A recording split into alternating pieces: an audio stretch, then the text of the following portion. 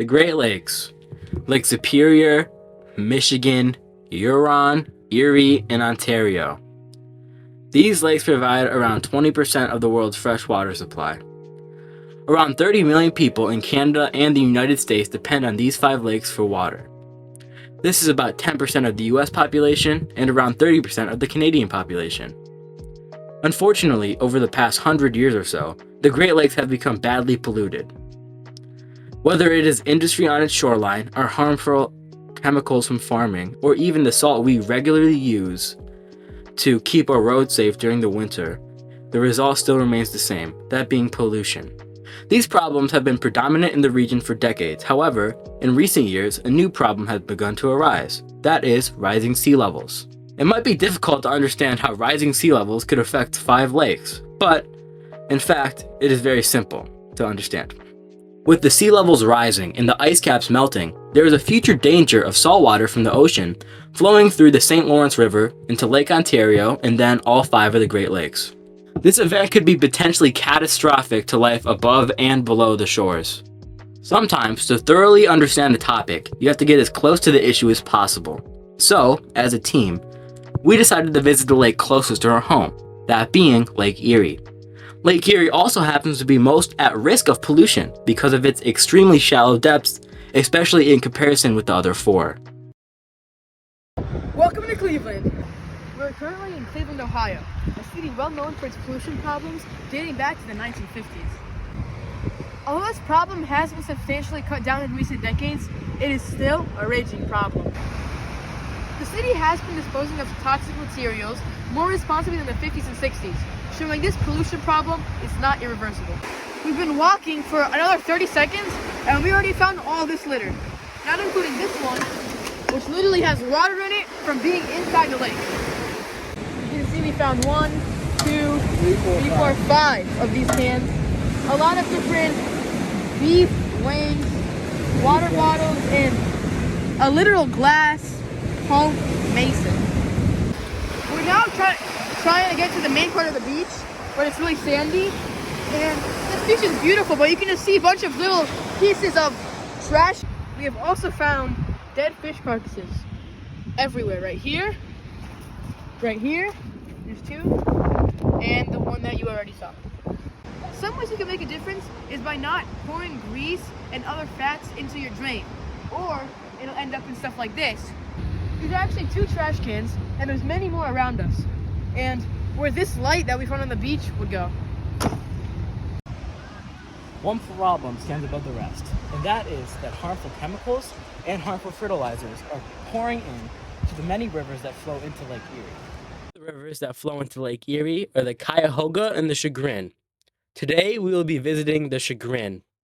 We are currently at the Chagrin River in St. Ohio, where we will be using this device that we borrowed from Gaiaxis to test the waters that are 5 minutes away from our school. This device will send the information of the water quality to this tablet here, which we can then record.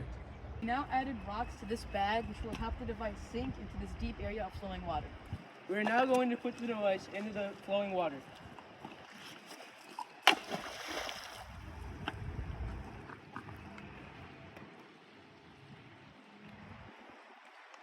We are now going to toss the device into a more still, deeper part of the river. We are now about a few hundred feet upstream from where we just were, and we are going to lower this device into the water up from the bridge.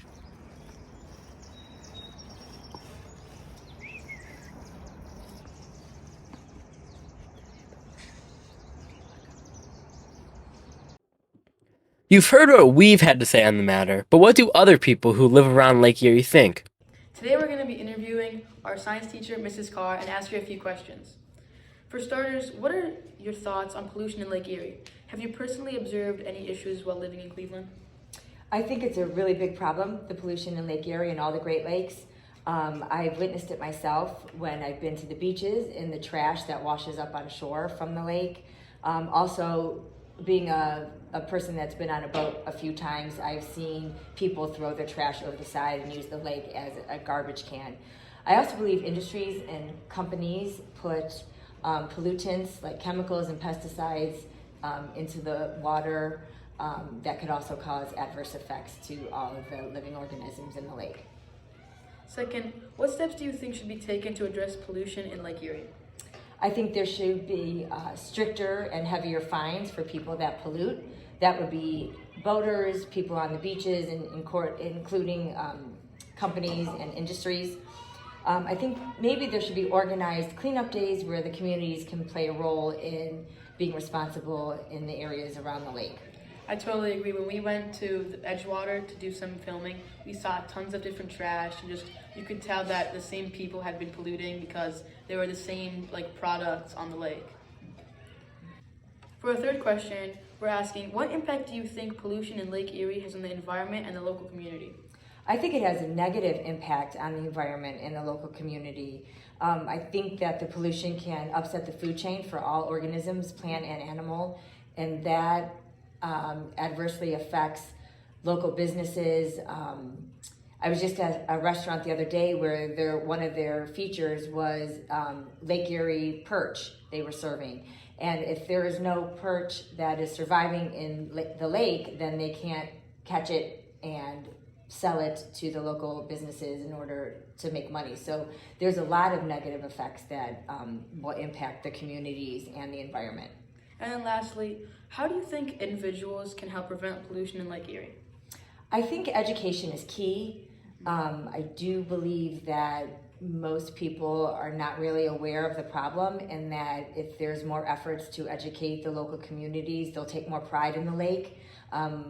We're very lucky to have a lake near us, and it's a great resource that we can enjoy for fun, but it also provides important, it's important for our environment to have that healthy for years to come. So I do think that the more we can educate people around the lake that live near the lake, I think that better off we'll be. Thank you so much for your time, Mrs. Carr. You're welcome. We did about 5 tests along various parts of the Chagrin River.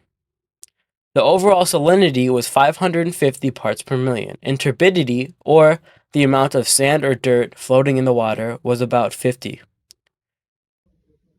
This was a very average reading for most rivers in the United States. I hope you learned something about the Great Lakes. There are many ways to help save our Great Lakes. So let's save Superior, Michigan, Huron, Erie, and Ontario.